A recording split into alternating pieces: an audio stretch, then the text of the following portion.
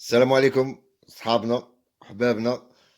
كما راكم تشوفوا اليوم رانا فتحنا قناة جديدة خاصة بالطيور وايلد 31 وايلد 31.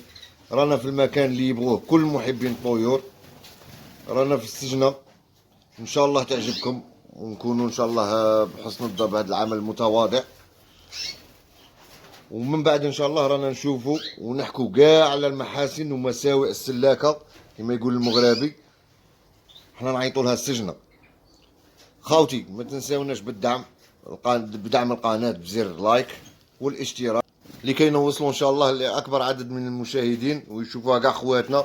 وقولوا لنا رايكم واعطونا ارائكم ومقترحات للمواضيع المقبله ان شاء الله.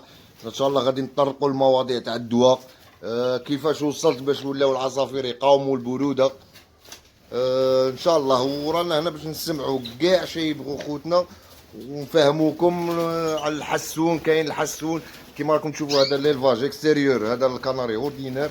من بعد نشوفوا الليلفاج اللي عندي دو راس.